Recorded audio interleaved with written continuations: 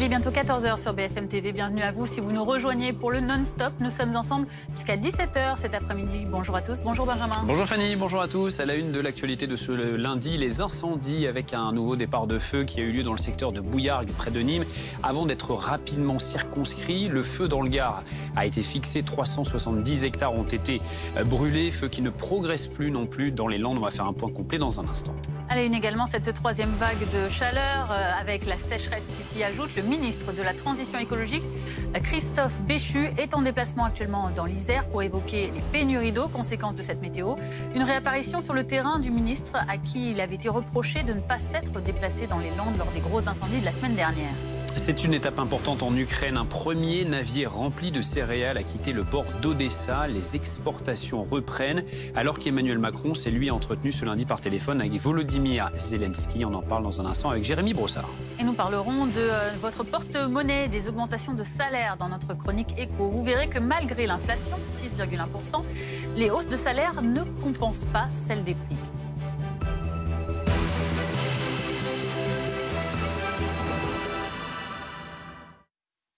Vigilance maximale concernant les incendies. Dans le Gard, 370 hectares ont été brûlés sur la commune d'Aubé. C'est là que vous vous trouvez, Élise Phillips, pour BFM TV. Élise, le feu est désormais fixé ?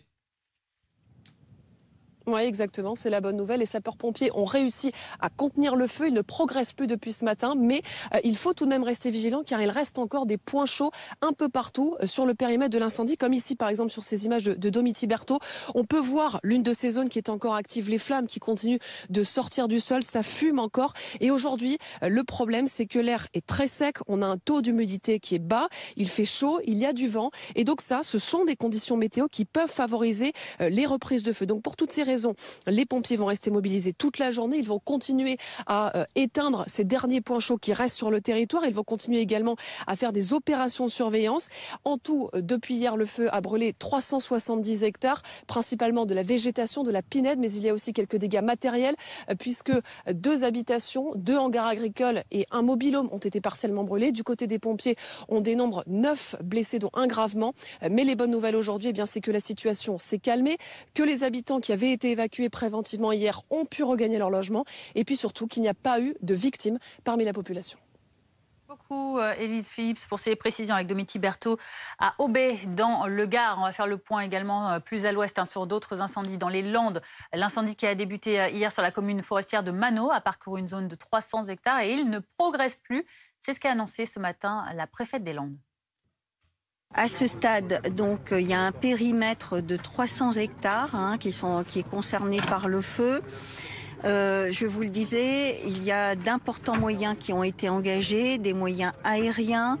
Hier, il y a un Dash qui a fait plusieurs rotations, également des hélicos.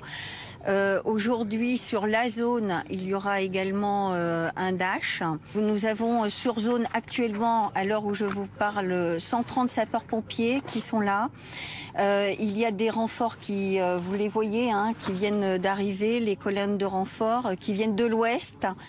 Et on en parle avec notre invité Éric Brocardi. Bonjour, merci d'être avec nous. Vous êtes porte-parole de la Fédération nationale des sapeurs-pompiers de France. On va faire un point complet sur les différents feux. Il y a eu un nouveau départ de feu près de Nîmes dans le secteur de Bouillargues qui a été visiblement maîtrisé. Est-ce que vous avez des informations et également nous faire un point complet sur les autres incendies donc dans le Gard et dans les Landes? Ce qu'on voit, c'est que depuis hier, effectivement, c'est vraiment localisé en cette période-là sur la zone sud-Méditerranée avec entre hier Pennes-les-Mirabeau. Encore aujourd'hui, le Gard qui est extrêmement touché. Donc ça veut dire que lorsque les engins sont engagés actuellement sur cette partie de noyage au niveau de l'incendie d'Aubé, on est en même temps appelé sur les autres sinistres et les autres alertes. Donc à cela, on demande effectivement beaucoup de vigilance de la part de la population, d'être extrêmement précis aussi lorsqu'ils localisent un sinistre, afin de permettre de pouvoir mieux localiser ces endroits-là, de manière à déclencher au plus vite et au mieux les sapeurs-pompiers. Donc, vous voyez qu'il y a une certaine agilité, une certaine, on va dire, perméabilité d'un feu à un autre, puisqu'on essaie de maintenir d'un côté un dispositif assez conséquent pour permettre d'arriver à l'extinction finale du sinistre et en même temps de pouvoir essayer de mouvoir l'ensemble d'une partie du dispositif vers d'autres secteurs. Ça veut dire qu'il y a encore des renforts venant des autres départements qui sont encore sur place. Ça veut dire encore qu'on doit penser à constituer des réserves tactiques pour pouvoir armer les centres de secours en même temps, qui, elles, aujourd'hui, doivent continuer à tourner au regard des interventions sur le secours d'urgence aux personnes qui poursuivent inexorablement leur progression en cette situation estivale. Alors, on le disait dans le Gard, et notre reporter nous le rappelait tout à l'heure, 9 pompiers ont été blessés, dont un gravement. Est-ce que vous avez des nouvelles ? Écoutez, concernant le sapeur-pompier blessé plus gravement, donc son pronostic vital n'est pas du tout engagé, donc on espère qu'il sortira au plus vite et au mieux de la situation dans laquelle il est au niveau de l'observation à l'hôpital de Montpellier, qui est réputé pour prendre en compte et prendre en charge les grands brûlés, effectivement. Donc c'est vrai que nous notons encore une fois aujourd'hui que les sapeurs-pompiers sont touchés, blessés, donc ça veut dire qu'on est en milieu de période estivale. On commence à toucher, on va dire, l'humain en ce qui concerne les sauveteurs et les sapeurs-pompiers d'une manière générale. Donc ça veut dire qu'il faut être extrêmement vigilant. La fatigue se fait ressentir. La tension est toujours encore là. On espère pouvoir tenir, mais c'est une question aussi de disponibilité de l'ensemble des sapeurs-pompiers. C'est aussi une question de volonté de l'ensemble des entreprises. C'est aussi une question de volonté de nos pouvoirs publics aussi de nous aider, nous soulager dans cette lutte. Ce qui est parce pas que derrière, assez on doit le cas aujourd'hui. C'est ce que vous... Aujourd'hui, on est sur une situation effectivement où la fédération porte aujourd'hui une orientation très rapide et très importante en ce qui concerne les mesures à prendre immédiatement, parce qu'aujourd'hui on parle déjà de 2023 avec des climatologues. On ne peut pas continuer aujourd'hui à rester sur un schéma organisationnel qui est à la fois performant mais qui peut à un moment donné s'essouffler parce que derrière nous n'avons pas assez de ressources. C'est comme si vous aviez un excellent moteur mais que vous n'avez pas l'essence nécessaire pour pouvoir l'alimenter, et c'est le cas aujourd'hui. Donc globalement, si on ne prend pas des mesures assez rapides et assez fortes immédiatement, dès la rentrée, pour essayer de contenir, on va dire, un vivier assez important au niveau du professionnel comme du volontaire, nous risquons d'arriver à une certaine rupture du contrat opérationnel. Merci beaucoup Éric Brocardi pour toutes ces précisions. Des incendies qui interviennent en pleine vague de sécheresse, quasiment tout le pays est concerné. C'est sur ce thème que Christophe Béchu est en déplacement dans l'Isère. Canicule, incendie, c'est la double peine selon le ministre de la Transition écologique. Il lui avait été reproché de ne pas s'être rendu en Gironde. Les précisions de Marie Gentric qui suit ce déplacement pour BFM TV. Christophe Béchu a été très critiqué ces derniers jours par l'opposition, notamment par la NUPES, l'Alliance de gauche, qui lui reproche de ne pas être allé sur le terrain en Gironde aux côtés d'Emmanuel Macron lors des incendies. Alors, le ministre de la Transition écologique s'est défendu en affirmant que son rôle n'était pas, je cite, d'éteindre les incendies, mais de faire de la pédagogie. Et justement, de la pédagogie, de la prévention, c'est ce que Christophe Béchu veut faire aujourd'hui en Isère. Alors, le département n'a pas été choisi au hasard pour ce déplacement parce que c'est un département extrêmement affecté par la sécheresse. D'ailleurs, vous pouvez le voir autour de moi sur les images de Juliane Roland. On est dans un paysage montagneux extrêmement sec. Et dès son arrivée, Christophe Béchu a affirmé que la situation était alarmante et qu'il fallait cesser les euphémismes. Christophe Béchu qui a également expliqué qu'outre la sécheresse, il y avait le problème de la pollution et que cela rendait la situation encore plus problématique. Donc face à ce constat, le ministre de la Transition écologique a notamment défendu la politique de sobriété du gouvernement. On l'écoute. Puis on a la double peine, c'est-à-dire qu'on a en plus un début de canicule avec l'ensemble de ce que ça peut représenter, parce que la sécheresse, elle diminue les disponibilités de la ressource, et la canicule, elle augmente la demande et le besoin dans un certain nombre de cas. Et puis encore une fois, en avance de phase, quelles sont les décisions qu'on prend beaucoup plus tôt dans l'année pour, de manière générale, limiter le gaspillage, les fuites, l'imperméabilisation qui du coup entraîne des conséquences sur le grand cycle de l'eau et empêche la recharge des nappes. C'est le sens de textes qui parfois font grincer quelques dents au moment de leur application, comme le zéro artificialisation nette ou comme des dispositifs de ce type. Le ministre de la Transition écologique cet après-midi va notamment rencontrer de jeunes entrepreneurs qui misent sur les nouvelles technologies pour économiser l'eau. On voit donc que le gouvernement souhaite montrer qu'il envisage des solutions sur le long terme pour lutter contre la... En bref, dans l'actualité judiciaire, moins de 2 semaines après l'agression des 3 policiers dans le quartier de la Guillotière à Lyon, un deuxième suspect avait été placé en garde à vue samedi. Eh bien, cette information BFM TV, cet homme va être présenté à un juge. Ça devrait intervenir dans la journée. L'actualité internationale à présent en Ukraine, un événement a eu lieu ce matin. Le premier chargement de céréales ukrainiennes a quitté le port d'Odessa en vertu de l'accord international avec la Russie, signé à Istanbul. Image très symbolique, étape très importante, vous le voyez, de ce navire donc chargé de céréales qui quitte le port d'Odessa. On en parle avec le député Oleksiy Goncharenko. Merci d'être avec nous, député ukrainien élu dans la circonscription d'Odessa. On imagine que c'est un soulagement pour vous de voir ce premier navire de céréales qui a donc quitté Odessa.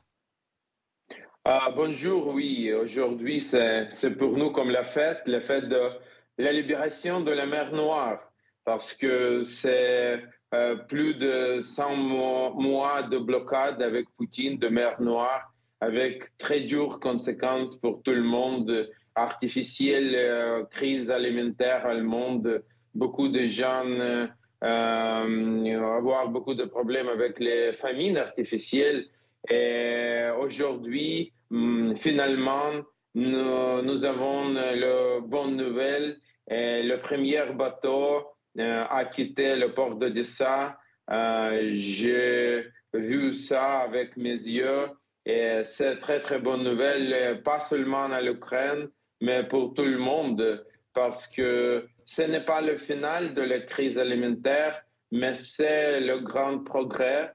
Et aussi, Poutine voudrait faire ce cri pour faire beaucoup d'unrest social et les problèmes sociaux et politiques dans les pays de le nord d'Afrique et l'Orient moyen, et faire une nouvelle vague de migrants, des réfugiés qui doivent traverser le Méditerranée pour sauver ses vies de cette famine. Et c'est pourquoi aujourd'hui, cette nouvelle, c'est très, très bon et très important pour nous. Vous le disiez, vous avez pu assister, on vous sent ému au départ de ce premier navire. Alors, est-ce que vous avez des informations sur ce qui pourrait suivre ensuite, les prochains bateaux qui vont aussi pouvoir exporter des céréales ? Le prochain bateau va quitter le port d'Odessa, 3 ports de Grande Odessa, demain. Après, nous réalisons que le premier bateau est sûr et arrivé normal en Istanbul. Maintenant, vous pouvez voir en Internet quand ce bateau est à la route en Istanbul. Le bateau avec 26 000 tonnes de maïs a quitté les mers territoriales d'Ukraine. Déjà, oui, nous espérons que demain, ce va venir et ce va arriver en Istanbul. Merci beaucoup Oleksiy Goncharenko d'avoir été avec nous et de parler français encore une fois. Merci beaucoup. Vous êtes député ukrainien élu dans la circonscription d'Odessa. Pendant ce temps, depuis le fort de Brégançon où il est en vacances, Emmanuel Macron s'est entretenu ce lundi avec Volodymyr Zelensky, le président ukrainien. C'est une première depuis le 16 juin dernier. Avec nous, Jérémy Brossard, des services politiques de BFM TV. Jérémy, quels ont pu être les thèmes des échanges entre les deux hommes ? Alors pour l'instant, on n'a pas effectivement de précision sur la teneur des échanges entre les deux hommes, mais les sujets ne manquent pas. On le sait, il sera question, notamment, il a sans doute été question des céréales. Vous en parliez à l'instant, effectivement, avec cette reprise des exportations depuis le port d'Odessa. La situation sur le terrain, à la fois la situation militaire et la situation humanitaire, avec notamment les déplacements de population, de réfugiés. Il a été aussi sans doute question des menaces de Vladimir Poutine, réitérées hier, vous savez, avec ce grand discours tenu à Saint-Pétersbourg où il a évoqué que la flotte russe allait se doter d'un nouveau missile hypersonique. Et puis, sans doute, faire un point aussi sur la situation du gaz. Souvenez-vous, la semaine dernière, la Russie, Gazprom, avait annoncé qu'il coupait à nouveau le robinet du gaz. Et le président ukrainien avait alors appelé l'Europe à prendre de nouvelles sanctions contre la Russie. Voilà un peu tous les thèmes, les principaux thèmes qui ont sans doute été au cœur de ces échanges entre le président français et son homologue ukrainien. C'est le premier échange direct entre les deux hommes depuis le 16 juin dernier. Souvenez-vous, à l'époque, le président français Français, les leaders italiens et allemands s'étaient rendus en personne à Kiev en train pour rencontrer Volodymyr Zelensky. C'est la première aussi activité diplomatique, politique, signalée par les services de la présidence pour un président français qui est arrivé à Brégançon depuis vendredi dernier. Brégançon, c'est toujours un mélange de repos et d'activité.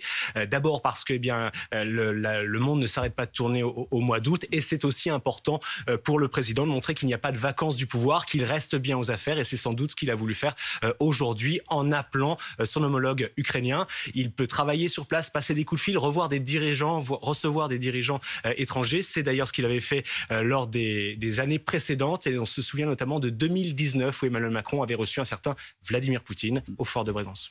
Merci beaucoup, Jaime Brossard, pour ces précisions. Évidemment, on continuera de suivre toute cette actualité avec vous pour en savoir plus sur ce coup de fil. On parle des sports à présent avec la fête pour les footballeuses anglaises, forcément, qui ont remporté hier l'Euro féminin chez elles en battant l'Allemagne 2-1. Et aujourd'hui, elles célèbrent ce premier titre de leur histoire dans les rues de Londres, vous le voyez, où l'on retrouve notre correspondante Laura Calmus. Laura, une grande parade a lieu en ce moment. Oui, exactement. Et les joueuses viennent tout juste de faire leur apparition devant 7000 fans qui ont fait la queue pendant plus de 2 heures pour tenter d'apercevoir les Lionesses, les Lionnes, le nom des joueuses d'Angleterre. Alors la coupe vient tout juste d'être levée une nouvelle fois devant la foule qui les a acclamées, et l'équipe va ensuite répondre à des questions. Et cette victoire des Anglaises qui ont battu, donc comme vous l'avez dit, les Allemandes 2-1 hier au stade de Wembley est historique. C'est le premier titre majeur de leur histoire et le premier de l'Angleterre dans une grande compétition internationale depuis le mondial de 1966. Mais hier soir, les Anglaises ont gagné plus qu'un match. Elles sont rentrées dans l'histoire et ont gagné là où les hommes ont échoué l'an dernier lors de la finale masculine de l'Euro. Même la reine Elisabeth s'est empressée de féliciter les Lionnes. Vous avez toutes donné un exemple qui sera une source d'inspiration pour les filles et les femmes d'aujourd'hui et pour les générations futures, a-t-elle déclaré dans un communiqué. Alors cette victoire, c'est aussi un triomphe populaire. Plus de 87 000 spectateurs hier à Wembley ont rempli le stade à ras-bord. C'était un record absolu et plus de 17 millions de personnes ont regardé le match à la télévision. Et cette victoire soulève aussi d'autres questions sur la place du football féminin et sur le salaire des joueuses largement inférieur à celui des hommes. Voilà donc pour la joie et la fête des Anglaises après leur premier titre. Merci beaucoup Laura Calmus. Tout de suite la chronique éco avec Pierre Kupferman. Votre programme avec Citia Immobilier. Pour tous vos projets, pensez Citia Immobilier. Bien chez soi. Votre programme avec Honor Magic 4, la magie de l'image. Honor Magic 4, The Power of Magic. Honor.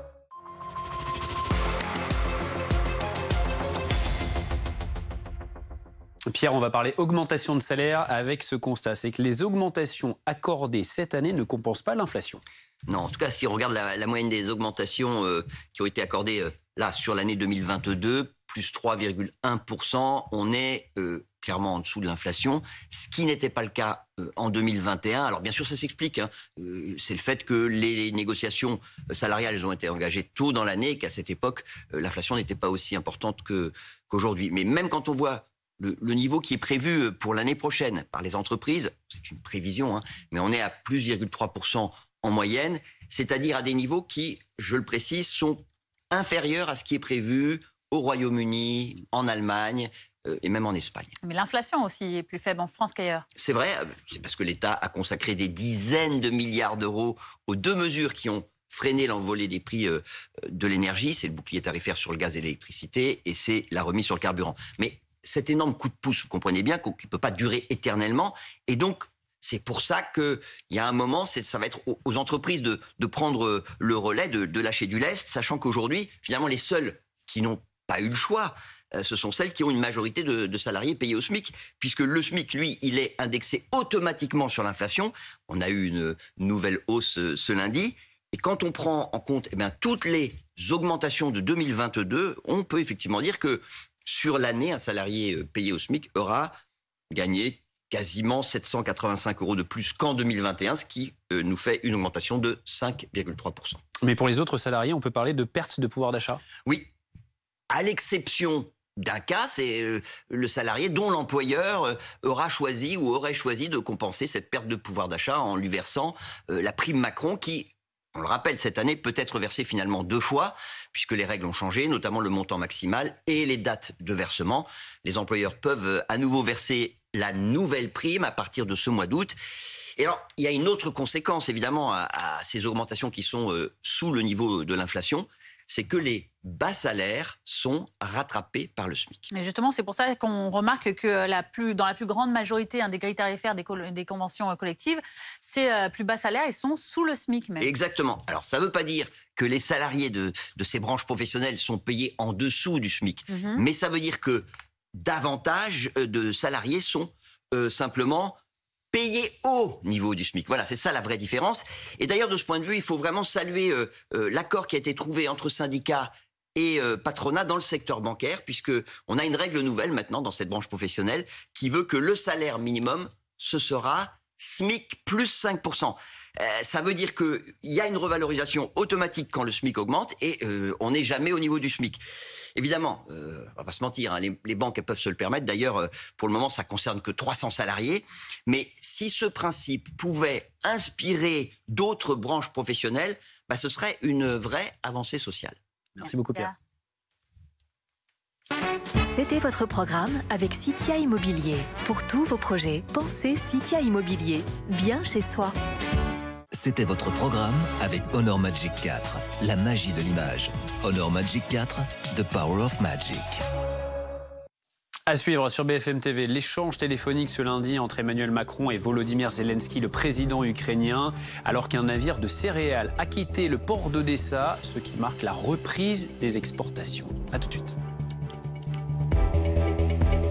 Découvrez BFM Alsace, la dernière des chaînes régionales de BFM. Bienvenue sur BFM Alsace. Et au total, 10 chaînes locales à votre service. Bienvenue dans la plus belle région de France. La plus gastronomique, la plus ensoleillée, la plus nature de France, la plus chaleureuse, la plus capitale des régions de France.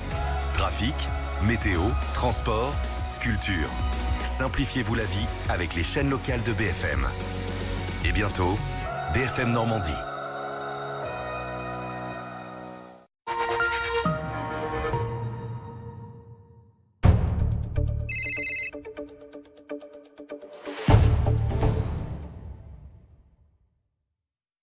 Vous rêvez d'indépendance? Ne vous fâchez pas. Groupe Verlaine installe chez vous une centrale solaire de 3 kg pour produire votre électricité en toute autonomie au prix unique de 7 900 €. Oui, 7 900 €. Consultez nos experts sur groupeverlaine.com ou en composant le 3620 et dites Groupe Verlaine. Quand vous commandez comme j'aime, vous recevez d'abord ce gros colis.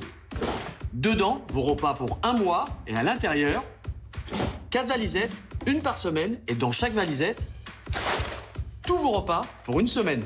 Par exemple, lundi, le matin, muesli au chocolat, au déjeuner, blanquette de volaille, au goûter, un cookie et le soir, lasagne végétarienne. Vous allez vous régaler et perdre du poids. Alors venez vite faire votre devis en ligne. C'est gratuit, simple et sans engagement. Rendez-vous sur commej'aime.fr. Commej'aime.fr.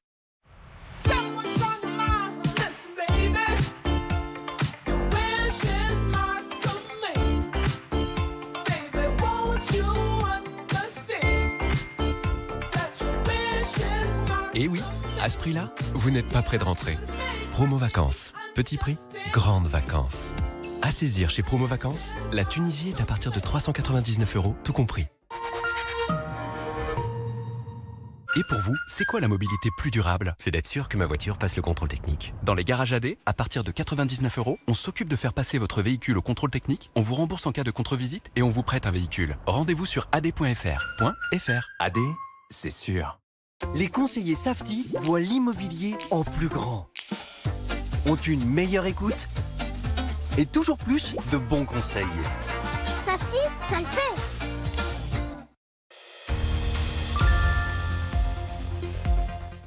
Vous rêvez d'indépendance? Ne vous fâchez pas. Groupe Verlaine installe chez vous une centrale solaire de 3 kg pour produire votre électricité en toute autonomie au prix unique de 7 900 €. Oui, 7 900 €. Consultez nos experts sur groupeverlaine.com ou en composant le 3620 et dites Groupe Verlaine. Voici le prix que Sophie a payé pour son hôtel. Laura a séjourné dans le même hôtel, mais la différence est flagrante. Pourquoi? Sophie a trouvé son hôtel sur son site habituel, mais Laura a utilisé Trivago pour comparer les tarifs des principaux sites de réservation et dénicher une super offre. Un hôtel? Trivago. 14h24 à la une sur BFM TV de l'actualité, l'appel téléphonique entre Emmanuel Macron et Volodymyr Zelensky, le président ukrainien. Une première depuis le 16 juin dernier, alors que l'Ukraine a pu reprendre ses exportations de céréales. Un premier navire est en effet parti du port d'Odessa ce matin. On va y revenir dans un instant. Tout de suite, c'est votre chronique Ma recette avec un chef. Et aujourd'hui, Marc Hay, qui est derrière les fourneaux au Georges V, il nous prépare une magnifique tarte aux fraises. Ouais, ça donne faim. Retrouvez votre programme avec Céleste.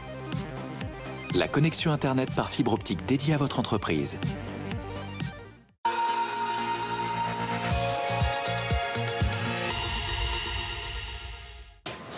Si vous avez des invités à la maison dans quelques heures, j'ai quelque chose pour vous. D'une part, une très bonne idée de dessert, et puis surtout, parce que le dessert, c'est bien, mais il faut le chef aussi. Et nous avons avec nous Mickaël Bartoschetti, qui accueille encore cette année BFM TV. Exactement. Voilà, c'est toujours un plaisir de le Georges V. Marc. Et donc, on va travailler aujourd'hui la tarte aux fraises. C'est un classique, mais c'est tellement bon qu'on ne pouvait pas s'en passer. Alors, Allez, on commence par quoi? Moi, je te propose de commencer par la pâte. Allez, allons-y. Donc, de la farine.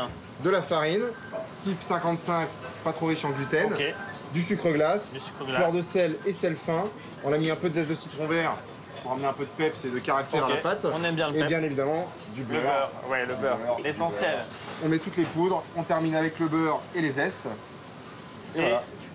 On met ça là. Allez, dans moins d'une minute, normalement, elle devrait être pétrie. Dès que c'est mélangé, on arrête. On veut surtout pas crémer le beurre. Hop là. Voilà, et ensuite on va l'étaler entre deux feuilles de cuisson. Donc là on étale. Ça s'étale tout seul. Voilà. Elle est protégée, c'est-à-dire que vous n'avez plus qu'à la prendre. Vous la prenez. Exactement. Vous l'achetez dans le congélateur. Congélateur qui se trouve au fond. Elle a bien refroidi. Elle est bien dure. Très bien. Et donc allez, on y va. Ce qu'on va faire, on va... Donc du là, coup, on a des tailles. On a le cercle. Comme... Voilà. Et là, on a notre cercle. premier cercle. Très bien. Voilà. Allez, on enfourne. Du coup, c'est parti. Donc là, on met le four à 160 degrés. 160 degrés. 20-25 minutes. Nos fonds de tarte sont en train de cuire. Ça tombe bien parce qu'on va essayer de sublimer tout ça maintenant. Et on va faire la marmelade. La marmelade. Bon, ça y est, Mickaël, c'est cuit. Alors là, c'est cuit. Tu vois, ils sont bien blonds. Très bien. T'as enlevé les cercles de ce que je vois. Ok. T'as vu que je gère la marmelade, moi, depuis quelques minutes. Et on les a fait refroidir. Et c'est très bien. Voilà. Bien. Alors, on a nos fonds de tarte, la marmelade qui a passé un bon petit moment dans le frigo. Donc elle est belle. Et puis on va pouvoir passer au dressage. Donc, de la marmelade sur le fond de tarte. C'est-à-dire que là, tu la construis comme tu as envie de la construire. Et je te laisse faire. Ah ouais. Et je vais construire la mienne et je vais te laisser construire la tienne. Ah, c'est difficile là comme exercice. Donc, des fleurs comestibles. Tu as des fleurs de sureau, des bleuets. Des bleuets. Là, c'est des petites pousses de basilic nain. Je pense que là... Là, on est bon, là. Très, très bon. Pas trop sucré, c'est vraiment le juste équilibre. Le côté salé un peu à la fin. Oui, il y a le petit côté salé, ouais. Merci beaucoup de nous avoir reçus dans ta cuisine et passez un très bel été sur BFM. Très bel été à tous. C'était votre programme avec Céleste. La connexion Internet par fibre optique dédiée à votre entreprise. Il va encore faire chaud et sec, la météo. La météo avec Bredestein, expert du pneu 4 saisons depuis près de 30 ans. On y va pour la visite ? Regardez la météo avec Century 21, au cœur du quartier pour mieux vous conseiller.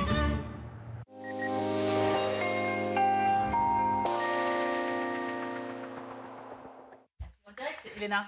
Oui, en direct pour vous annoncer effectivement sec et chaud, c'est la tendance avec cette vigilance émise par Météo France qui concerne donc 5 départements, l'Ardèche, la Drôme, le Gard, le Vaucluse et les Pyrénées-Orientales. Cette masse d'air très chaud qui remonte du Sahara et qui va ensuite s'étendre vers le sud-ouest et le nord de la France à partir de mercredi. Demain matin, on aura donc ce temps bien dégagé sur l'ensemble du pays, ce Mistral qui va continuer à souffler, quelques nuages qui circuleront sur les bords de Manche, pas pareil pour demain après-midi. Et puis on attend quelques gouttes anecdotiques, pas assez sans doute, sur les Pyrénées-Orientales ainsi que sur les Alpes-Maritimes. Les températures en hausse sur la plupart des régions. La matinée, remarque, on débutera à 13 degrés à Aurillac, mais déjà 26 sur Perpignan. Et puis dans l'après-midi, vous voyez que cette chaleur, elle va gagner l'ensemble du sud-ouest avec des pointes à 37 degrés, voire 39 dans l'intérieur du pays. On restera sous les nuages un peu au frais à Brest, par exemple, à 24 degrés. La suite, mercredi, c'est toujours chaud. Ce sera la journée de pic de chaleur puisque la chaleur va gagner le nord de la Loire avec des pointes à 35 degrés. On aura toujours autour de 40 degrés dans le Landes. Et puis on attend enfin, à partir de jeudi, quelques gouttes et une baisse des températures qui se confirmera pour vendredi. Retour au calme à partir de samedi, mais on aura toujours bien chaud. C'était la météo avec Bredestein, expert du pneu 4 saisons depuis près de 30 ans. On y va pour la visite ? C'était la météo avec Century 21, au cœur du quartier, pour mieux vous conseiller. 14h30 sur BFM TV, à la une du non-stop cet après-midi, Emmanuel Macron au téléphone avec Volodymyr Zelensky. Premier coup de fil depuis le 16 juin dernier. À peine arrivé en vacances au fort de Brégançon et déjà le président français se remet au travail. Et pour cause, c'est aujourd'hui que le premier bateau chargé de maïs a pu quitter le port d'Odessa en Ukraine à la faveur de l'accord avec la Russie signé à Istanbul. La situation en Ukraine également au cœur de cette conversation. En Ukraine, justement, un premier chargement de céréales a quitté le port d'Odessa en vertu de l'accord signé par l'Ukraine et la Russie. La reprise des exportations est un soulagement pour le monde, a déclaré Kiev. À la une également, ces 5 départements en vigilance orange canicule et la 3e vague de chaleur qui déferle donc aujourd'hui sur la France et avec elle la sécheresse. Nous serons dans un instant avec Chloé Giraud dans la Drôme. Nous retrouverons Elena Morna pour faire le point sur ce qui nous attend les prochains jours. Mais tout d'abord, à peine en vacances dans sa résidence estivale de Brégançon et déjà de retour au travail, Emmanuel Macron a appelé en fin de matinée le président ukrainien Volodymyr Zelensky alors que les exportations de céréales ont donc repris aujourd'hui depuis le port ukrainien d'Odessa, direction Istanbul. Les explications sur cet appel entre les deux présidents par Lisa Adef, tout près de la résidence estivale du président de la République. L'échange entre Emmanuel Macron et Volodymyr Zelensky a commencé à 11h30. À peine les vacances commencées que le président de la République nous montre une illustration concrète de la ligne de conduite qui nous a été donnée par l'Elysée. Des vacances, oui, mais des vacances studieuses. Il faut savoir que dans l'enceinte du fort de Brégançon, le président est équipé pour passer des appels internationaux, des appels sécurisés et ainsi gérer les crises pendant ses vacances. Son entourage nous assure qu'il garde les yeux rivés sur les dossiers importants, parmi lesquels figure la crise énergétique liée à la guerre en Ukraine. Par ailleurs, aujourd'hui, ce matin, les exportations de céréales ukrainiennes ont repris avec le départ d'un premier bateau du port d'Odessa. Des mouvements économiques et politiques auxquels le président Emmanuel Macron prend part, puisque déjà le 17 mai dernier, les deux chefs d'État s'étaient entretenus et avaient justement évoqué ce défi de la sécurité alimentaire notamment. Le 16 juin, Emmanuel Macron s'était rendu sur place en Ukraine, à Kiev. Des vacances studieuses donc pour Emmanuel Macron qui ne font que commencer et qui vont faire attendre possiblement les curieux de Brégançon qui espéraient rencontrer leur président en personne. Le chef de la diplomatie ukrainienne évoque un soulagement pour le monde et le chef de l'ONU, Antonio Guterres, qui salue lui chaleureusement le départ lundi de ce premier cargo. Alexis Cuvillier du service politique est avec nous. La teneur de la conversation entre Emmanuel Macron et Volodymyr Zelensky n'est pas encore connue. Mais on se doute des thèmes qui ont dû être abordés. Évidemment, le convoi dont vous parliez, le convoi de céréales au départ du port d'Odessa est très certainement au programme de cette discussion entre Emmanuel Macron et Volodymyr Zelensky. Pour l'instant, nous n'avons pas encore d'informations de l'Elysée sur les thèmes qui ont été abordés. Il est probable, à l'heure où l'on se parle, que ce coup de fil est maintenant terminé, même si parfois ces appels internationaux entre dirigeants peuvent durer un peu de temps. Ça fait normalement quelques semaines a priori qu'Emmanuel Macron et Volodymyr Zelensky ne s'étaient pas parlé. La dernière fois, c'était le 16 juin dernier à Kiev, alors qu'Emmanuel Macron s'était rendu sur place, on s'en souvient, entre les deux tours des élections législatives avec ses homologues italiens et allemands. Les deux dirigeants ont l'habitude, bien sûr, de communiquer par téléphone. Auparavant, lorsque l'on remonte l'agenda officiel d'Emmanuel Macron, on trouve trace d'appels entre les deux hommes le 9 juin dernier, le 17 mai dernier. On sait qu'Emmanuel Macron est extrêmement vigilant sur cette question de l'approvisionnement alimentaire. C'est un sujet qu'il a beaucoup abordé avec les autres dirigeants étrangers, notamment les dirigeants africains. Il a évoqué ce sujet lors de sa tournée en Afrique la semaine dernière. Il a rencontré à l'Elysée le président égyptien Al-Sisi. C'était il y a une dizaine de jours. Et c'est une question, l'approvisionnement alimentaire en céréales, c'est une question qui préoccupe beaucoup l'Égypte, qui est sur cette bordure de la Méditerranée avec une population très importante. Il y a des enjeux, bien sûr, d'alimenter les populations dans ces régions. Emmanuel Macron qui montre donc, dès le début de cette pause studieuse, pour reprendre les mots de l'Élysée, qu'il ne perd pas une miette des dossiers internationaux. Comme l'année dernière, l'Élysée le rappelait, l'an dernier, le chef de l'État avait dû se pencher sur le retour des talibans, vous vous en souvenez, à Kaboul. Brégançon, qui est un lieu où la gestion des crises internationales est possible, rappelait l'entourage du chef de l'État. Merci pour ces précisions, Alexis Cuvillier. On vous retrouvera un peu plus tard pour suivre les détails donc, de cet appel entre les deux présidents et donc cet espoir avec ce premier cargo chargé de maïs à destination du Liban. C'est donc la concrétisation de l'accord trouvé il y a 10 jours entre la Russie et l'Ukraine sous l'égide de la Turquie et de l'ONU. Un premier convoi avant d'autres qui sont très attendus face au risque d'extension de la crise alimentaire dans le monde. Émile Darcourt. Mètre après mètre, le remorqueur tire le navire Razoni vers la sortie du port. Pour la première fois depuis le 24 février, un bateau chargé de céréales quitte Odessa. Pour saluer l'événement, la sirène du vraquier retentit 3 fois. Pour l'équipage, le moment est solennel. C'est un sentiment formidable. J'ai eu l'impression que nous étions libres après avoir été détenus pendant longtemps. Je suis effrayé par le fait qu'il y ait des mines navales. Nous espérons que rien ne se passera et que nous ne ferons pas d'erreur. C'est la seule chose que je crains pendant ce voyage. Le Razoni, sous pavillon du Sierra Leone, rejoindra un port libanais. Il transporte 26 000 tonnes de maïs. 16 navires déjà chargés attendent leur tour. Et voici le tracé du couloir céréalier qu'ils emprunteront. Il est issu de l'accord du 22 juillet entre l'ONU, la Turquie, la Russie et l'Ukraine.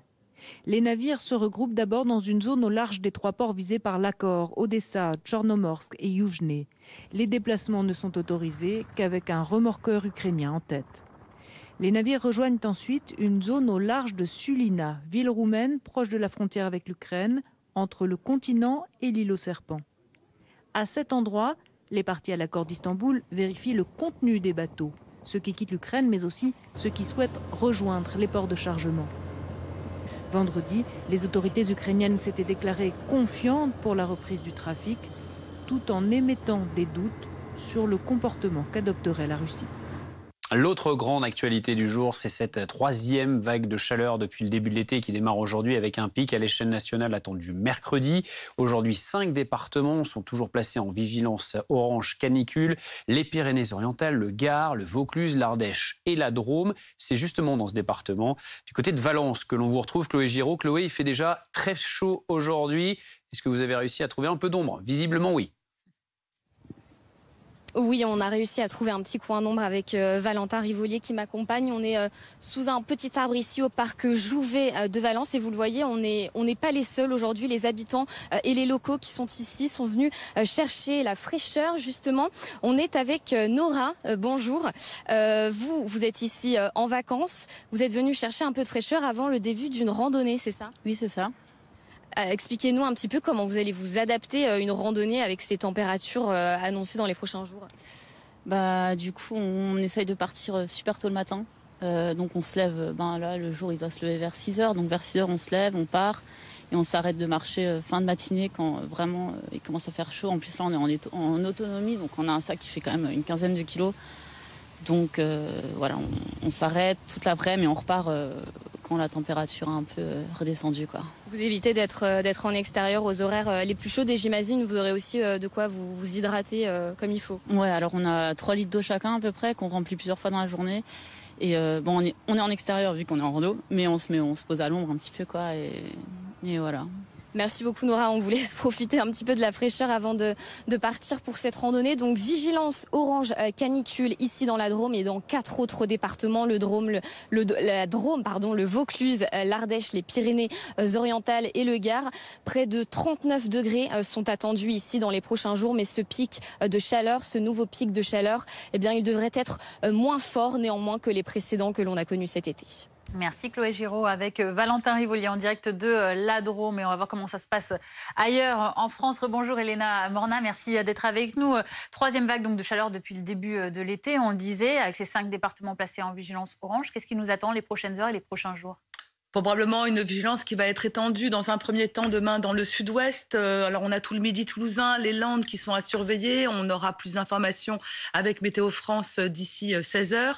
Et puis ensuite, effectivement, cette chaleur elle va remonter vers les rives de la Loire et se décaler vers le nord-est. Alors c'est vrai que ce pic de chaleur attendu pour mercredi, pour vous donner une idée, on aura entre 30 et 35 degrés sur le nord de la Loire et sur tout le sud. Parce que c'est pas parce que ça se décale que ça va ce sera plus frais dans le sud-est. On aura des pics entre 38 et 40 degrés, non seulement en basse vallée du Rhône, mais aussi dans ces régions que j'ai citées du sud-ouest. Merci beaucoup, Elena, pour toutes ces précisions. Restez avec nous dans un instant. Nous irons en Isère, puisque le ministre de la Transition écologique, Christophe Béchu, est sur place et il doit prendre la parole. Ce sera bien sûr à suivre en direct sur BFM TV sur le thème de la sécheresse. À tout de suite. C'est maintenant sur BFM TV, soyez les bienvenus. Nous vous parlons d'ici. Sur la ligne de front. BFM TV vous emmène sur place. Toute l'année, nous étions là. Pour faire vivre ce grand moment. Vous étiez là. Ça fait du bien d'être ensemble aujourd'hui. Vous avez fait de nous la chaîne d'infos préférée des Français. Pour cela, un seul mot. Merci. Merci. Merci. Immense clameur de cette foule. Merci. Merci beaucoup. Merci. Merci. Merci. Merci beaucoup de votre fidélité à BFM TV. Vous pouvez compter sur nous.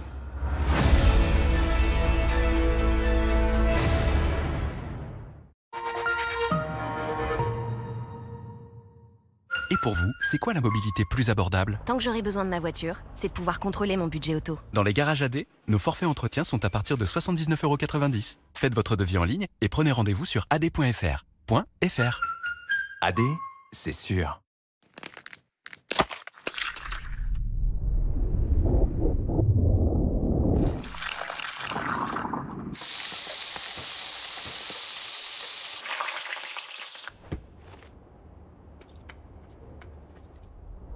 Egg McMuffin, un moment de douceur. Propriétaire ou bailleur, en isolant et ravalant votre maison par l'extérieur à partir de 79 € par mois. Restez au frais l'été et au chaud l'hiver. Baissez vos factures de chauffage jusqu'à moins 75%. Inscrivez-vous vite sur groupeverlaine.com ou appelez le 3620 et dites Groupe Verlaine. Vous aussi, vous voulez faire comme j'aime, mais avant de commencer, vous voulez savoir combien ça va vous coûter et c'est normal. En fait, ça dépend de votre objectif de perte de poids et de votre morphologie. Je vais vous montrer comment faire un devis, rien de compliqué. Vous allez sur le site commejaime.fr. Vous faites votre demande de devis en ligne. C'est simple, gratuit et sans engagement. En quelques minutes, vous connaîtrez le prix de votre programme pour perdre vos kilos en trop. Alors maintenant, plus d'excuses. Dès la semaine prochaine, commencez à perdre du poids. Alors rendez-vous sur commejaime.fr. commejaime.fr.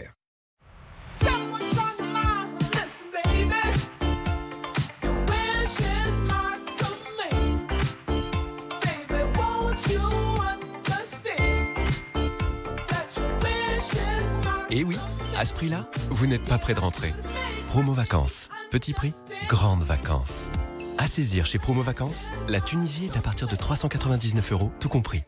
Avec Vérissure, la sécurité c'est chez vous, mais aussi pour votre entreprise. Découvrez Vérissure Pro, l'alarme conçue spécialement pour les commerçants et petites entreprises, avec caméra connectée 24h/24, bouton panique et appel aux forces de l'ordre.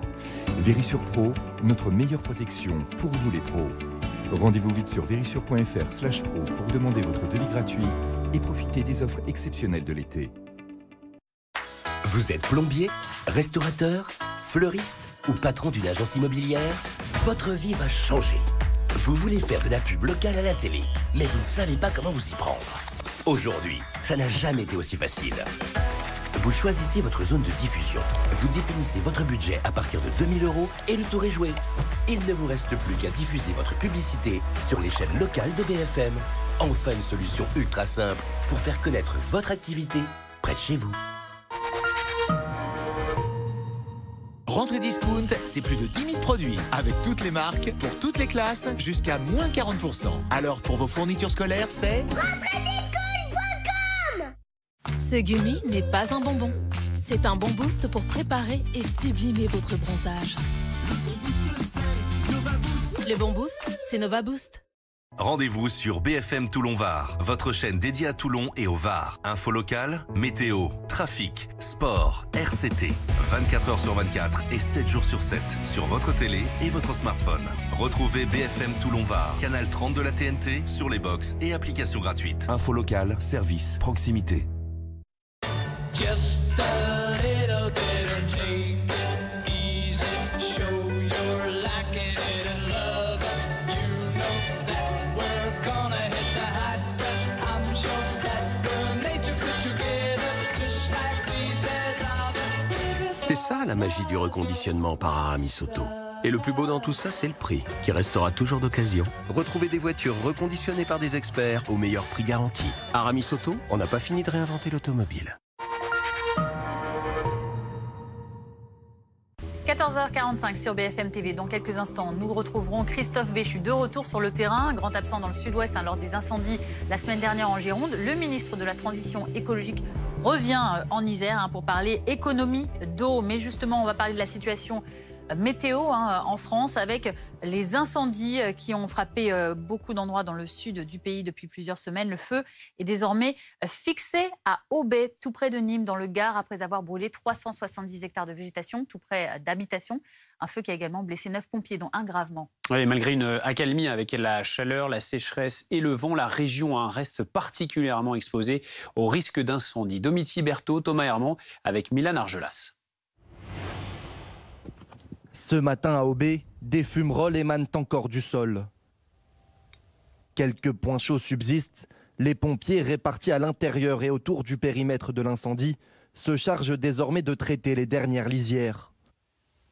Les flammes ne progressent plus, l'incendie est donc fixé. Le feu s'est déclenché hier dans l'après-midi. 370 hectares de pinèdes ont brûlé. Toute la nuit, chef de secteur gauche de Gosse parle. Les 530 soldats du feu mobilisés ont lutté contre les flammes avec des conditions météorologiques favorables. La baisse des températures et du vent ont favorisé la maîtrise du feu. Hier, des habitants avaient été évacués. Regardez, tournez-vous, il y a le feu là. Vous voyez ? Vous avez les flammes. Alors que les flammes se rapprochaient dangereusement des maisons alentours. Il est partout, partout. Il y en a là, il y en a en bas aussi. Non. Il y a eu un mouvement, un tourbillonnant du vent et on a des gendarmes très costauds qui nous ont intimé l'ordre de ne pas rester. Donc, moi, ça fait 40 ans que j'habite ici. Donc, c'est une crainte qu'on avait toujours, mais avec la température actuelle, c'est difficile. L'incendie a gravement blessé un sapeur-pompier. Désormais sur le terrain, la situation est stabilisée, mais la vigilance reste de mise, car cet après-midi, le vent souffle et le mercure atteint les 36 degrés à Aubais. Plus à l'ouest, l'incendie est fixé également à Manot, dans les Landes, à la frontière avec la Gironde, à 20 km environ de Landiras. Un feu qui s'était déclaré hier après-midi et qui avait nécessité l'évacuation de plusieurs dizaines d'habitants. La préfète des Landes appelle toujours la population à la plus grande prudence. J'en appelle à la population tout d'abord ne pas se rendre sur les lieux. Nous avons évacué hier une quarantaine de personnes. Il est bien trop tôt encore de regagner son domicile. Il faut se tenir régulièrement informé, bien évidemment. Il y a des conditions météo qui sont quand même sur lesquelles on est très attentif. Actuellement, le vent, il est faible, vous le voyez, mais la végétation est très sèche, le taux d'humidité est bas. Donc les conditions météo sont encore critiques en phase de sécheresse importante. Dans l'actualité également, alors que le pouvoir d'achat des Français est encore en débat aujourd'hui au Sénat, certains changements s'opèrent en ce 1er août en faveur de votre portefeuille. Hausse du SMIC, augmentation du taux du livret A, mais aussi fin de l'état d'urgence sanitaire. Qu'est-ce qui change concrètement aujourd'hui? On fait le point avec Edgar Becquet. Quelques changements ce premier jour du mois d'août, marqués notamment par l'entrée en vigueur des mesures de soutien à votre pouvoir d'achat. Avec l'inflation, le SMIC augmente automatiquement de 2% ce 1er août. Il passe donc de 1 302,64 € à 1 329,66 € par mois. Toujours pour faire face à l'inflation, si vous possédez un livret A, son taux est doublé et passe donc de 1 à 2% ce lundi. Une hausse proposée en juillet par le gouverneur de la Banque de France et acceptée par le ministère de l'économie. Le taux du livret d'épargne populaire, appelé également LEP et réservé aux personnes aux revenus modestes, est aussi revu à la hausse. Il passe de 2,2 à 4,6%. L'ARS, l'allocation de rentrée scolaire, est aussi revalorisée.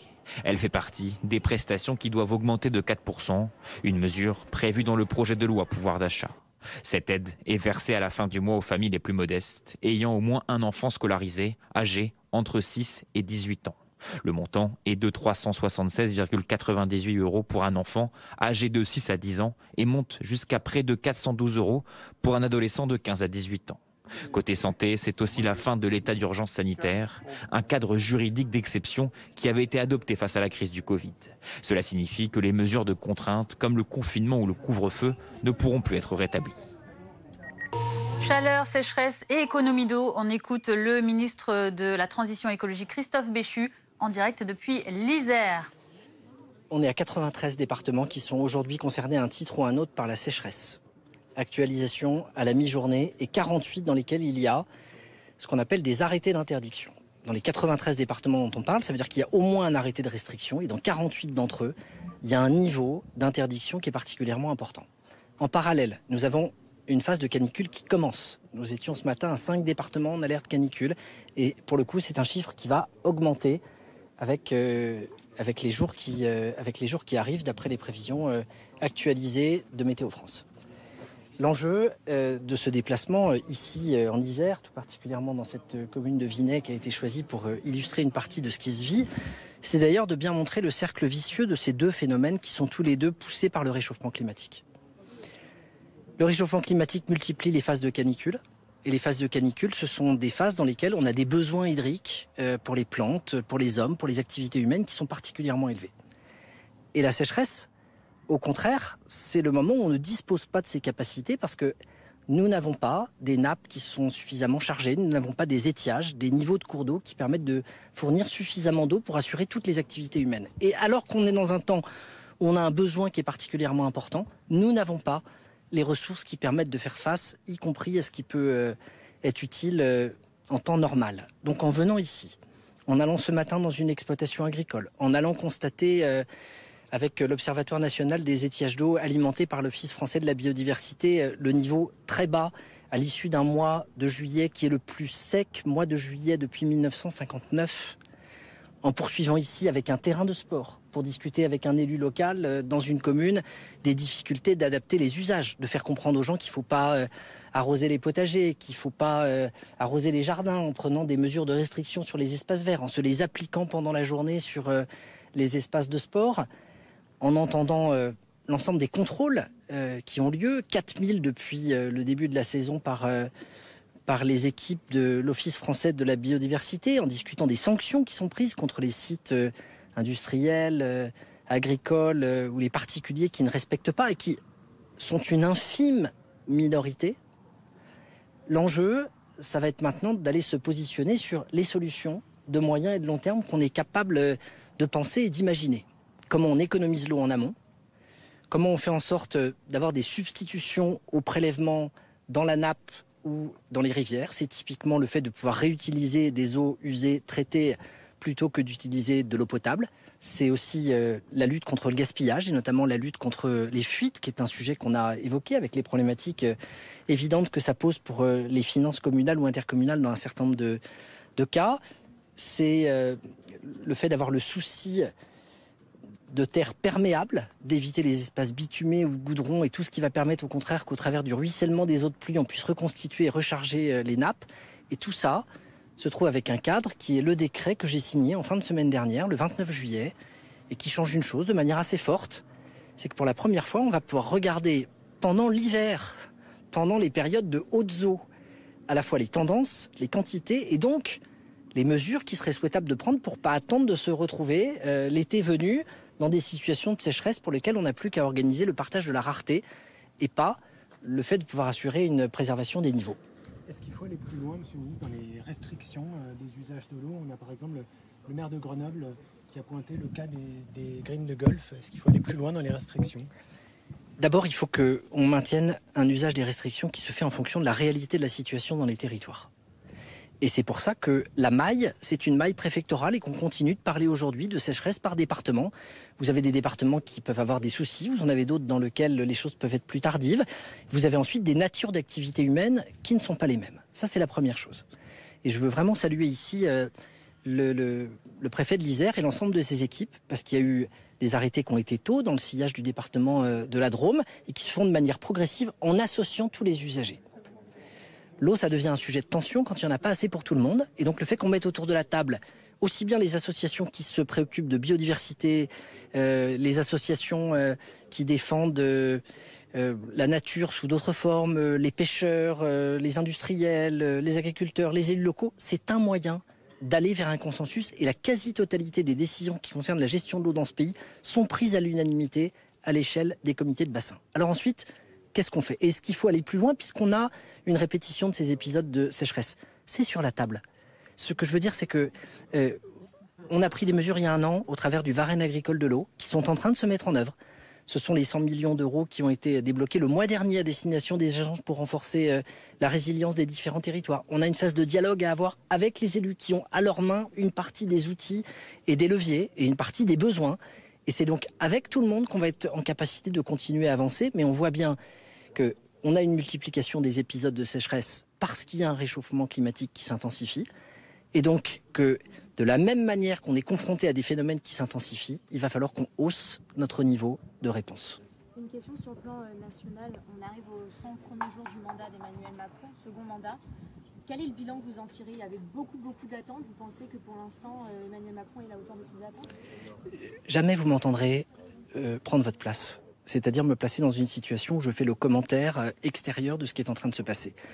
Je suis membre du gouvernement d'Elisabeth Borne, en responsabilité pour mettre en œuvre le programme que le président de la République a présenté aux Français. Et on ne juge pas ce programme au bout de 100 jours. Surtout dans un contexte où on est dans un semestre atypique à tout point de vue, à la fois avec des successions d'élections, une majorité relative aujourd'hui qui nécessite de prendre plus de temps pour être capable d'avancer, une crise en Ukraine qui se double d'un risque de famine sur une partie du territoire si les exportations de blé vont pas dans de bonnes conditions. Des questions autour de notre avenir énergétique et de l'hiver qu'on est sur le point de vivre avec ce qui est en train de se passer. C'est tout le paradoxe du monde dans lequel on est aujourd'hui. On discute sous une canicule d'un état de sécheresse et on regarde le risque de se retrouver à court de gaz au cours d'un hiver froid. Toutes ces crises, elles nécessitent d'être capables d'avoir de la constance, de la sérénité et de la détermination. Parce qu'il faut avoir un cap qui soit clair, il faut s'y engager de manière résolue, en faisant preuve parfois de courage et en ne réagissant pas en fonction de l'émotion ou de la dernière chose qui est arrivée, et en même temps en essayant d'embarquer le plus grand nombre, parce qu'il n'y a pas de politique dans laquelle vous laissez les Français spectateurs d'une action dans laquelle on a besoin de tout le monde. C'est vrai en particulier pour la transition écologique. S'il y a des gens qui sont engagés, qui font des efforts, et d'autres qui regardent, on n'y arrivera pas. Et donc pour embarquer tout le monde, il faut sortir des postures, et il faut proposer des dispositifs dans lesquels vous expliquez ce que vous faites, dans lesquels il y a une équité dans les mesures de partage ou de restriction entre les uns et les autres, et dans lequel on fait appel à l'intelligence des gens pour leur montrer ce qui se passe si on fait rien ou si on n'en fait pas assez. Merci à tous. Une dernière question peut-être.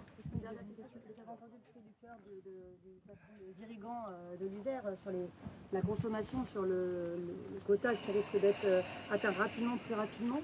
Qu'est-ce que vous pouvez répondre aujourd'hui aux agriculteurs qui eux aussi font face à ces questions-là?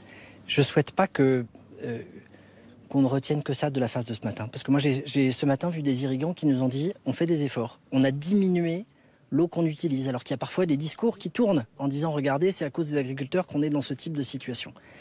Et ce que le président des irrigants de l'Isère a commencé par dire, c'est ça.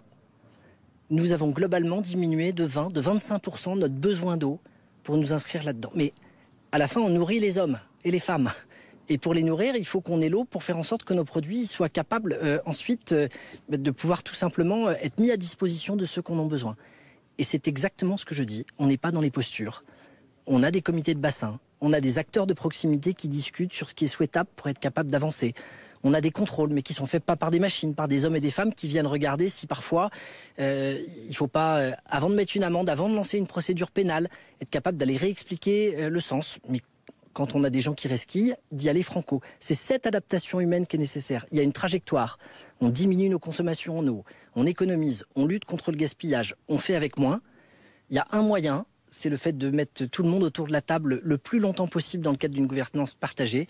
Et puis à la fin, quand on est dans le temps des décisions, il y a la mise en œuvre. Et pour ceux qui ne les appliquent pas, les choses évidemment prennent une autre tournure.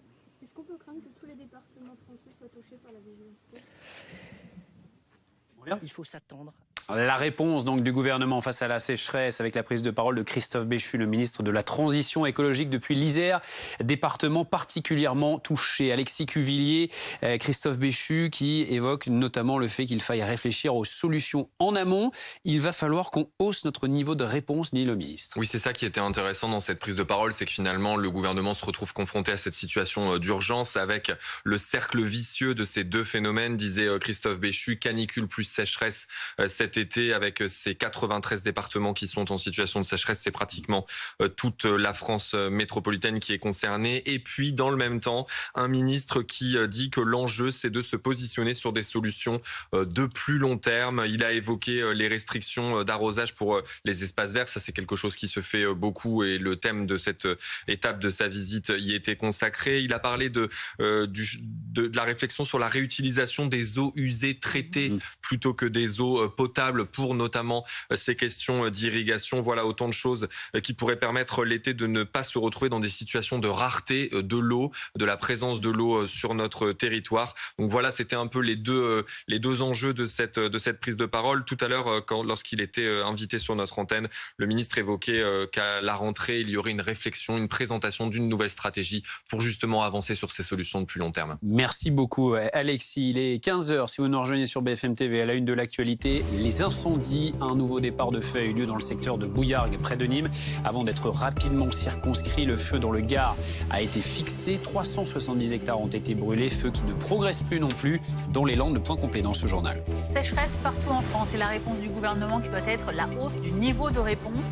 Le ministre de la Transition écologique, Christophe Béchu, est actuellement en déplacement dans l'Isère pour évoquer, on l'a entendu sur notre antenne il y a quelques secondes encore, les pénuries d'eau en conséquence de cette météo. Une réapparition sur le terrain alors que le ministre avait été grand absent lors des incendies en Gironde la semaine dernière.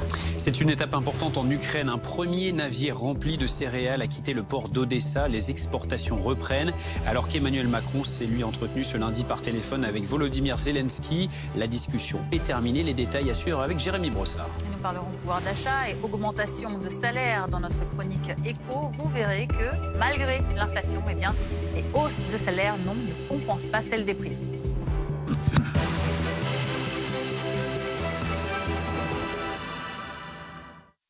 Vigilance maximale sur le front des incendies. Dans le Gard, 370 hectares ont été brûlés sur la commune d'Aubé. Élise Phillips, vous êtes sur place pour BFM TV. Le feu qui est désormais fixé, Élise. Oui, le feu est fixé, mais depuis cet après-midi, il y a plusieurs reprises de feu un peu partout sur le périmètre. L'une en ce moment même derrière cette colline et puis une autre un peu plus importante juste derrière nous. On ne voit plus trop la fumée là en ce moment parce que la situation a été prise en charge assez rapidement. En fait, dès que la reprise de feu s'est déclenchée, on a vu l'hélicoptère décoller, effectuer plusieurs largages d'eau. Il continue d'ailleurs à tourner. Les camions qui étaient déployés sur d'autres endroits du secteur ont été repositionnés sur cet endroit pour éteindre les flammes rapidement.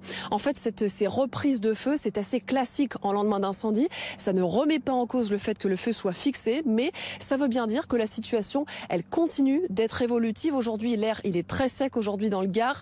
Il fait chaud, le vent a forci un petit peu cet après-midi et un pompier nous expliquait tout à l'heure que ces éléments, ça favorise le fait que des points chauds enfouis dans le sol soient réactivés et donc puissent entraîner des reprises de feu. Donc pour toutes ces raisons, le dispositif va rester assez important dans le Gard cet après-midi. 300 sapeurs-pompiers vont rester mobilisés sur le terrain. Ils vont continuer donc à éteindre ces derniers points chauds, à sécuriser les habitations et puis bien sûr à faire des opérations de surveillance pour vérifier que la situation n'évolue pas défavorablement dans les prochaines heures. situation dans le Gard avec Dométi Berthaud. On va prendre la direction du sud-ouest cette fois-ci, où dans les Landes, l'incendie qui a débuté hier sur la commune forestière de Manot a parcouru une zone de 300 hectares et ne progresse plus. C'est ce qu'a annoncé ce matin la préfète des Landes. À ce stade, donc, il y a un périmètre de 300 hectares qui est concerné par le feu. Je vous le disais, il y a d'importants moyens qui ont été engagés, des moyens aériens. Hier, il y a un Dash qui a fait plusieurs rotations, également des hélicos. Aujourd'hui, sur la zone, il y aura également un Dash. Nous avons sur zone actuellement, à l'heure où je vous parle, 130 sapeurs-pompiers qui sont là. Il y a des renforts qui, vous les voyez, qui viennent d'arriver, les colonnes de renforts qui viennent de l'ouest.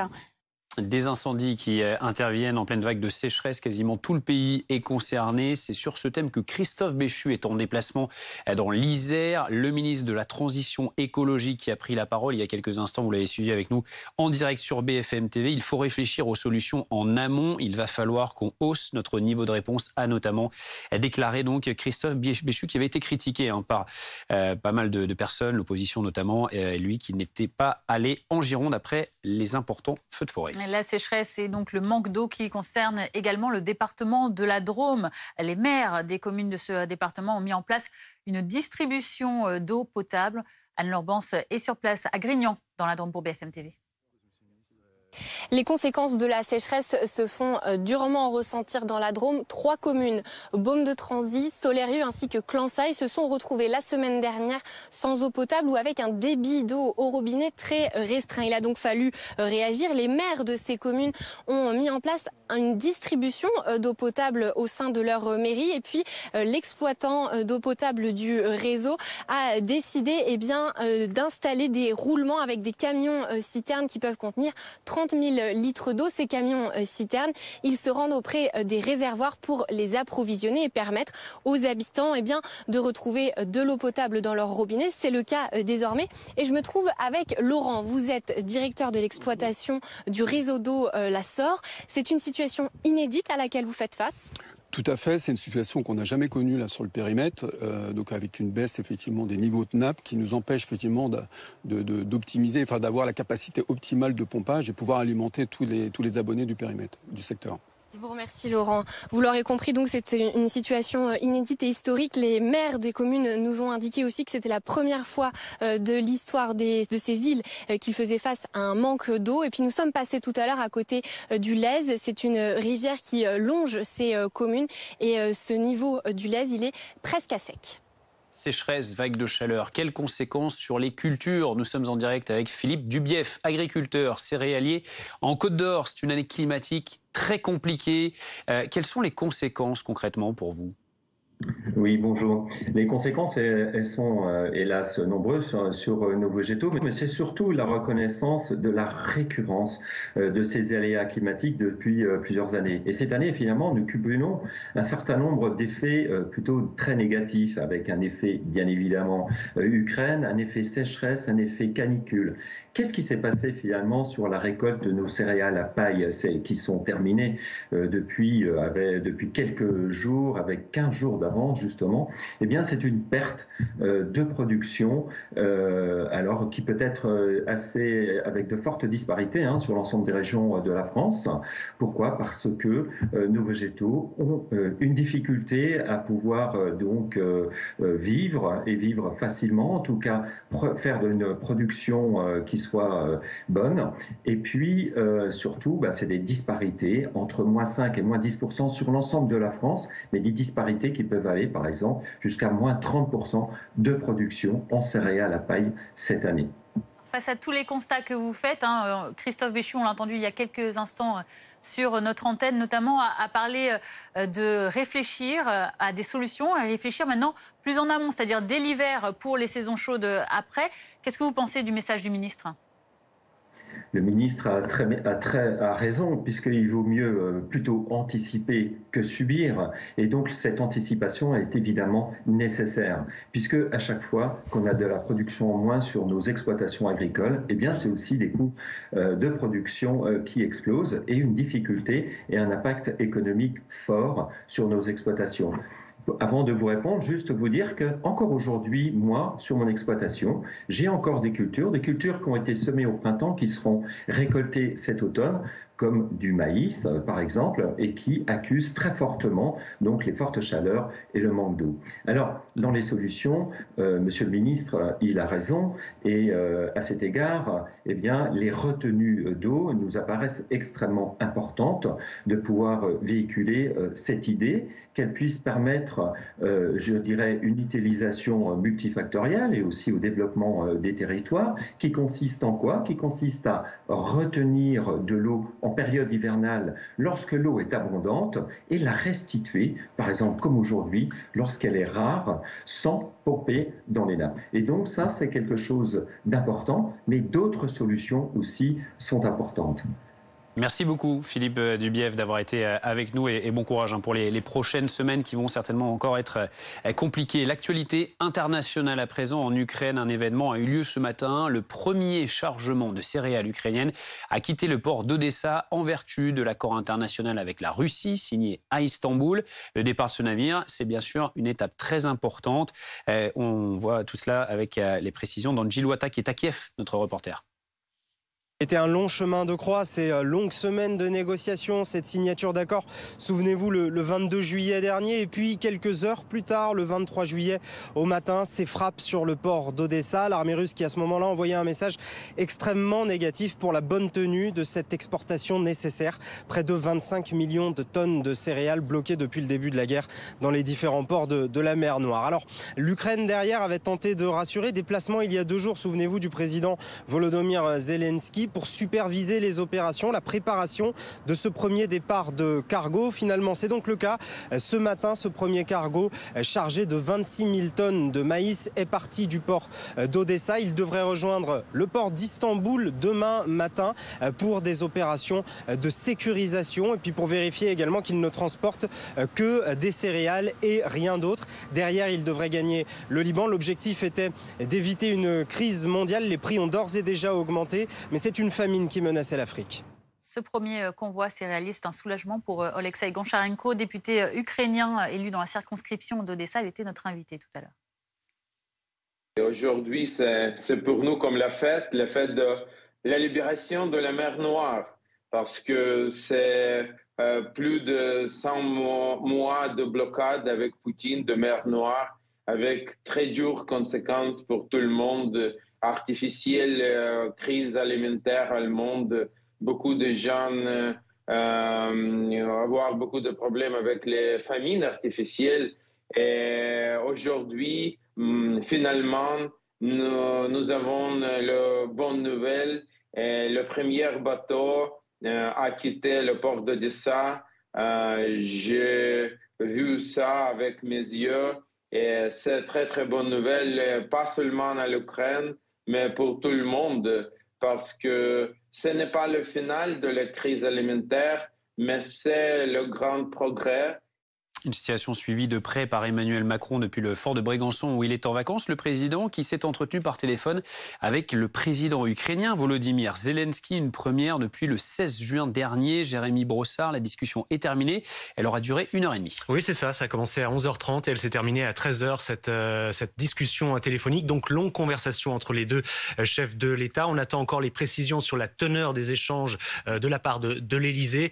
Mais nul doute qu'il y a énormément de sujets abordés entre les chefs de l'État, d'autant que c'était effectivement, vous le disiez, le premier échange entre les deux hommes depuis le 16 juin dernier, la visite d'Emmanuel Macron avec les leaders italiens et allemands à Kiev. La question des céréales, vous venez d'en parler dans ce journal, mais aussi les dernières menaces de Vladimir Poutine, qui a annoncé hier que la flotte russe allait se doter d'un nouveau missile hypersonique. On se souvient également que lorsque Gazprom a coupé une nouvelle fois le robinet du gaz la semaine dernière, eh bien, Volodymyr Zelensky a demandé aux Européens de nouvelles ripostes, de nouvelles sanctions. On verra ce que répond Emmanuel Macron à cette demande. Et puis, évidemment, la question sécuritaire, militaire sur le terrain et aussi humanitaire après les appels à l'évacuation de Donetsk. Voilà, des échanges importants qui permettent à Emmanuel Macron, on va dire sur le plan intérieur, de montrer qu'il est toujours aux affaires, en manœuvre, même s'il est arrivé vendredi soir dans le magnifique fort de Brégançon. Et puis l'occasion aussi de maintenir peut-être la pression sur la Russie, de faire en sorte qu'il n'y ait pas cette guerre d'usure qui gagne et au fond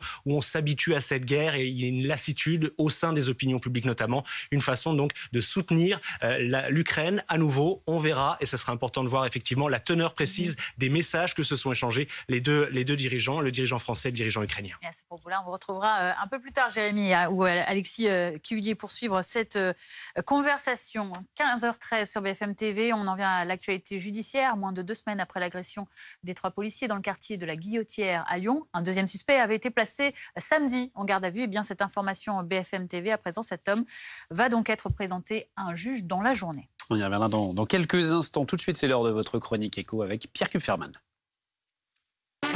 Votre programme avec Citia Immobilier. Pour tous vos projets, pensez Citia Immobilier. Bien chez soi. Votre programme avec Honor Magic 4, la magie de l'image. Honor Magic 4, The Power of Magic. Honor.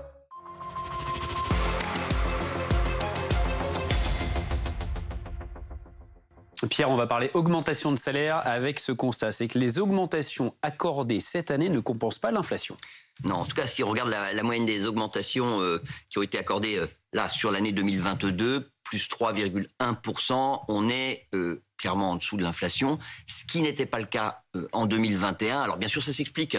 C'est le fait que les négociations salariales elles ont été engagées tôt dans l'année et qu'à cette époque, l'inflation n'était pas aussi importante qu'aujourd'hui. Mais même quand on voit le niveau qui est prévu pour l'année prochaine par les entreprises, c'est une prévision, mais on est à plus 0,3% en moyenne, c'est-à-dire à des niveaux qui, je le précise, sont inférieurs à ce qui est prévu au Royaume-Uni, en Allemagne et même en Espagne. Mais l'inflation aussi est plus faible en France qu'ailleurs. C'est vrai, c'est parce que l'État a consacré des dizaines de milliards d'euros aux 2 mesures qui ont freiné l'envolée des prix de l'énergie. C'est le bouclier tarifaire sur le gaz et l'électricité et c'est la remise sur le carburant. Mais cet énorme coup de pouce, vous comprenez bien qu'il ne peut pas durer éternellement. Et donc, c'est pour ça qu'il y a un moment, ça va être aux entreprises de prendre le relais, de lâcher du lest, sachant qu'aujourd'hui, finalement, les seuls qui n'ont pas eu le choix, ce sont celles qui ont une majorité de salariés payés au SMIC, puisque le SMIC, lui, il est indexé automatiquement sur l'inflation. On a eu une nouvelle hausse ce lundi. Et quand on prend en compte toutes les augmentations de 2022, on peut effectivement dire que sur l'année, un salarié payé au SMIC aura gagné quasiment 785 € de plus qu'en 2021, ce qui nous fait une augmentation de 5,3%. Mais pour les autres salariés, on peut parler de perte de pouvoir d'achat ? Oui, à l'exception d'un cas, c'est le salarié dont l'employeur aura choisi ou aurait choisi de compenser cette perte de pouvoir d'achat en lui versant la prime Macron qui, on le rappelle, cette année peut être versée finalement 2 fois, puisque les règles ont changé, notamment le montant maximal et les dates de versement.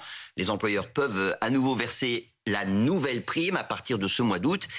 Et alors, il y a une autre conséquence, évidemment, à ces augmentations qui sont sous le niveau de l'inflation, c'est que les bas salaires sont rattrapés par le SMIC. Mais justement, c'est pour ça qu'on remarque que dans la plus grande majorité des grilles tarifaires des conventions collectives, ces plus bas salaires, ils sont sous le SMIC même. Exactement. Alors, ça ne veut pas dire que les salariés de ces branches professionnelles sont payés en dessous du SMIC, mais ça veut dire que davantage de salariés sont simplement payés au niveau du SMIC. Voilà, c'est ça la vraie différence. Et d'ailleurs, de ce point de vue, il faut vraiment saluer l'accord qui a été trouvé entre syndicats et patronat dans le secteur bancaire, puisqu'on a une règle nouvelle maintenant dans cette branche professionnelle qui veut que le salaire minimum, ce sera SMIC plus 5%. Ça veut dire qu'il y a une revalorisation automatique quand le SMIC augmente et on n'est jamais au niveau du SMIC. Évidemment, on va pas se mentir, les banques peuvent se le permettre. D'ailleurs, pour le moment, ça concerne que 300 salariés. Mais si ce principe pouvait inspirer d'autres branches professionnelles, ce serait une vraie avancée sociale. Merci beaucoup, Pierre. C'était votre programme avec Citia Immobilier. Pour tous vos projets, pensez Citia Immobilier. Bien chez soi. C'était votre programme avec Honor Magic 4, la magie de l'image. Honor Magic 4, The Power of Magic.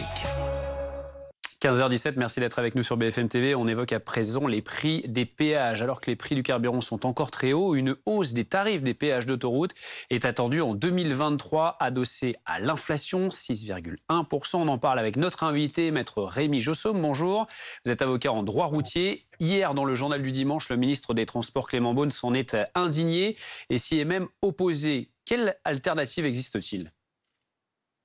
Malheureusement, l'alternative est très limitée puisque le ministre, s'il maîtrisait le dossier, aurait dû savoir que ce sont des contrats qui ont été conclus avec ces concessions d'autoroutes il y a maintenant plus de 10 années et que ces contrats prévoient effectivement une indexation du prix de l'augmentation en fonction de plusieurs critères. Le premier, c'est l'inflation, c'est-à-dire que l'augmentation ne peut pas être supérieure à 70% de l'inflation, mais aussi par rapport aux taxes et aux investissements qui sont envisagés. Et là où, manifestement, on voit que une vraie difficulté, c'est que les pouvoirs publics vont préparer, dans le cadre d'un péage autoroutier, près de 40% du prix du péage. Je veux bien stigmatiser les sociétés d'autoroutes, je veux bien qu'on vienne pointer du doigt ces investisseurs privés, mais au premier rang figure l'administration, l'État, qui, encore une fois, je le répète, perçoit près de 40% du prix du péage, dont des taxes domaniales, dont détaillées dans les contrats. En plus, vient se greffer la TVA. Donc l'administration pourrait faire un geste elle-même avant d'automatiser les sociétés privées. Merci beaucoup, Maître Rémi Jossaume, avocat en droit routier. Pour synthétiser, le ministre s'indigne peut-être pour des mesures sur lesquelles l'État n'a pas beaucoup de prise. Ou en tout cas, justement, c'est à lui de décider ce qu'il en fera, puisqu'il est directement lié par contrat à ces sociétés d'autoroute. 15h19 sur BFM TV. Restez avec nous. On se retrouve dans un instant, juste après la pause. Votre rendez-vous avec Catland Catamaran. Croisière de rêve en catamaran, à la cabine ou privatisée.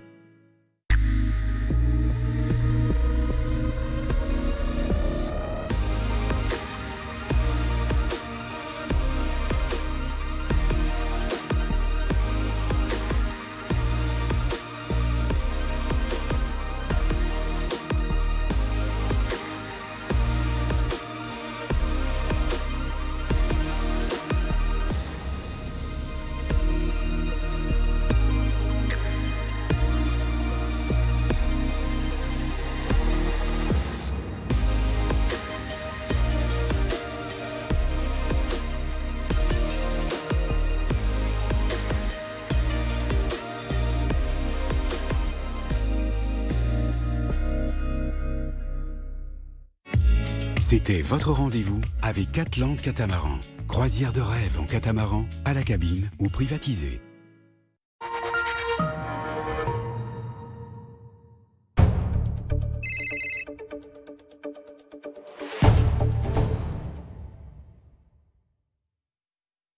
Propriétaire ou bailleur, en isolant votre maison par l'extérieur, restez au frais. Augmentez la performance énergétique et la valeur de votre bien. Et profitez de l'été avec 10% de remise. Inscrivez-vous vite sur groupeverlaine.com ou appelez le 3620 et dites Groupe Verlaine. Oh non. Vas-y, prends-moi la tête, regarde.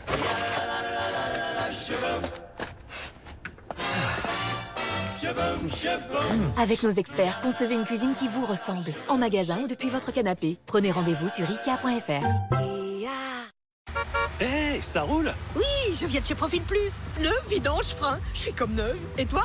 Moi, je viens de changer les pneus d'un vrai poids lourd. Laurent Routier. La classe. Bon, faut que je file. À plus. Profil Plus. Bien plus que des pneus. Chez Profil Plus, jusqu'à 120 € remboursés ou vos pneus offerts. Un gagnant par jour. Quand on perd un enfant, il y a cette question qui revient. Pourquoi? On peut invoquer le destin, mais on peut aussi décider que ce jour-là, il ne soit pas mort pour rien. Et faire en sorte que finalement, ce soit la vie qui gagne.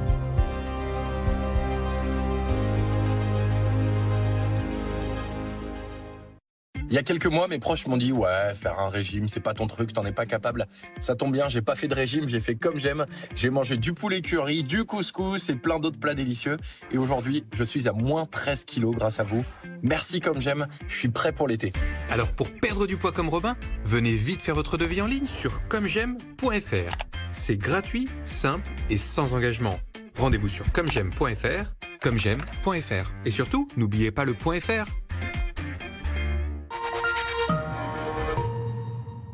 Et pour vous, c'est quoi la mobilité plus abordable? Tant que j'aurai besoin de ma voiture, c'est de pouvoir contrôler mon budget auto. Dans les garages AD, nos forfaits entretien sont à partir de 79,90 €. Faites votre devis en ligne et prenez rendez-vous sur ad.fr.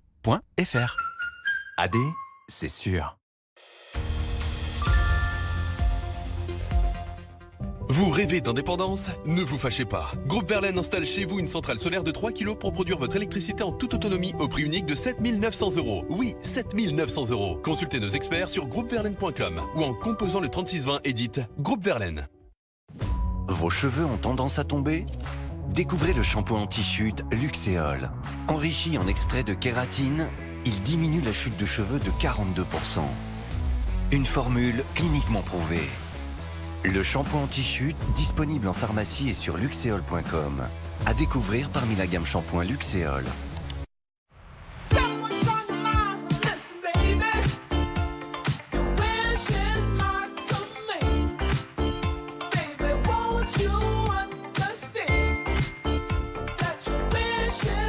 Et oui, à ce prix-là, vous n'êtes pas près de rentrer. Promo Vacances. Petit prix, grandes vacances. À saisir chez Promo Vacances, la Tunisie est à partir de 399 €, tout compris. Un chien, c'est drôle et ça vous suit partout. Mais ça peut coûter cher en cas de maladie ou d'accident. Alors si vous voulez un chien drôle et qui vous suit partout, mais pas les risques qui vont avec, prenez plutôt ça. Sinon, il y a Santé Vet, l'assurance qui rembourse vos frais vétérinaires. Santé Vet, assurer son animal, c'est pas bête.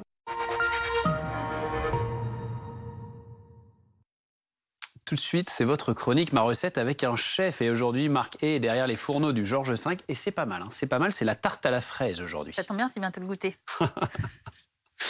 Retrouvez votre programme avec Céleste. La connexion Internet par fibre optique dédiée à votre entreprise.